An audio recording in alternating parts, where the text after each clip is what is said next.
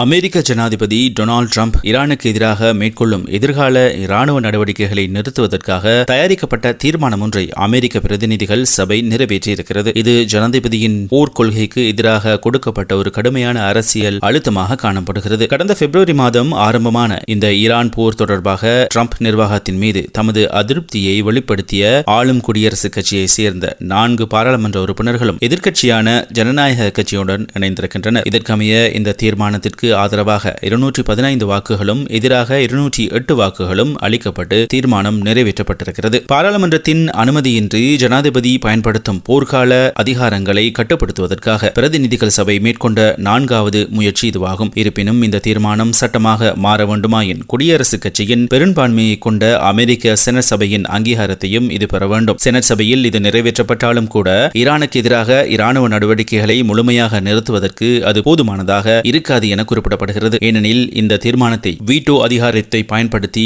நிராகரிக்கும் அதிகாரம் ஜனாதிபதி ட்ரம்புக்கு இருக்கிறது. ஜனாதிபதியின் இந்த வீட்டோ அதிகாரத்தை முறியடிக்க வேண்டுமாயின் இரு அவைகளிலும் 3/2 பங்கு பெரும்பான்மை வாக்குகள் அவசியமாகும். செனட் சபை இதற்கு முன்னர் 7 சந்தர்ப்பங்களில் தோல்வியடைந்ததை அடுத்து தொடர்ந்தும் கடந்த மே மாதம் இது போன்றதொரு தீர்மானத்தை முன்வைத்த போதிலும் அது இதுவரை முழுமையான வாக்கெடுப்பிற்கு விடப்படவில்லை. இதற்கிடையில் இரு தரப்பினருக்கும் இடையே போர் நிறுத்த ஒப்பந்தம் நடைமுறையில் உள்ள போதிலும் கடந்த நாட்களில் அமெரிக்கா ஈரான் மீது தாக்குதல்களை நடத்தியுள்ளதுடன் ஈரானும் அதற்கு பதிலடியாக அமெரிக்காவின் நட்பு நாடான குவைத் மீது தாக்குதல் நடத்தியிருக்கிறது. அவ்வாறாயினும் வாக்கெடுப்பிற்கு முன்னர் வெள்ளை மாளிகையில் ஊடகவியலாளர்களை சந்தித்த ஜனாதிபதி ட்ரம்ப் போரை முடிவுக்கு கொண்டு வருவதற்கான பேச்சுவார்த்தைகள் மிகவும் சிறப்பாக நடைபெற்று வருவதாகவும் இந்த வார இறுதியில் அது முடிவுக்கு வரக்கூடும் என்றும் தெரிவித்திருக்கிறார்.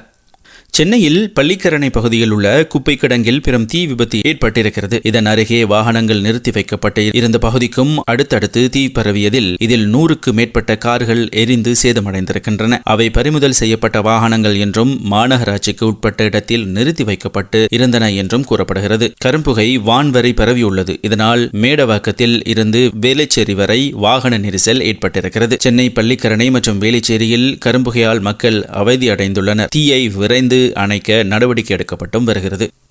அங்குருவாத்தோட பட்டகொட பகுதியில் அமைந்துள்ள தனியார் முதியோர் பராமரிப்பு நிலையம் ஒன்றில் ஏற்பட்ட பயங்கர தீ விபத்தில் சிக்கி உயிரிழந்தோரின் எண்ணிக்கை 12ஆக உயர்ந்திருக்கிறது. முன்னதாக 3 காணாமல் போயிருந்ததாக அறிவிக்கப்பட்ட நிலையில் தற்பொழுது உயிரிழந்த அனைவரின் சடலங்களும் மீட்கப்பட்டுள்ளதாக போலீசார் உறுதிப்படுத்தியிருக்கின்றனர். இவ்விபத்தில் காயமடைந்த 6 பேரும் தற்பொழுது மாவட்ட வைத்தியசாலையில் சிகிச்சை பெற்று வருவதாக போலீசார் மேலும் குறிப்பிட்டிருக்கின்றனர். அத்துடன் அந்த மையத்தில் இருந்த சுமார் 51 பேரை எவ்வித ஆபத்துமின்றி பாதுகாப்பாக மீட்கப்பட்டு தற்பொழுது பாதுகாப்பான இடங்களுக்கு மாற்றப்பட்டிருக்கின்றனர். அங்குருவாதோட படகுட பகுதியில் அமைந்துள்ள மௌபியஸ் 7 என்ற முதியோர் பராமரிப்பு நிலையத்தில் நேற்று பிற்பகல் இந்த திடீர் தீ விபத்து ஏற்பட்டிருக்கிறது. தீயணைப்பு படையினர் மற்றும் பிரதேசவாசிகளின் உதவியுடன் தீயை கட்டுப்பாட்டுக்குள் கொண்டுவர நடவடிக்கை எடுக்கப்பட்ட போதிலும் இந்த தீ விபத்தானது அந்த மையத்தின் பலத்த சேதத்தை ஏற்படுத்தியதாக தெரிவிக்கப்படுகிறது. தீ விபத்து ஏற்பட்ட சமயத்தில் அந்த இல்லத்திற்குள் சுமார் 72 பேர் இருந்ததாக குறிப்பிடப்படுகிறது. தனியார் நிறுவனமாக நடத்தப்பட்டு வந்த இந்த மையத்தில் மனநல குறைபாடுடைய நபர்களும் தங்கியிருந்ததாக தகவல்கள் வெளியாகி இருக்கின்றன.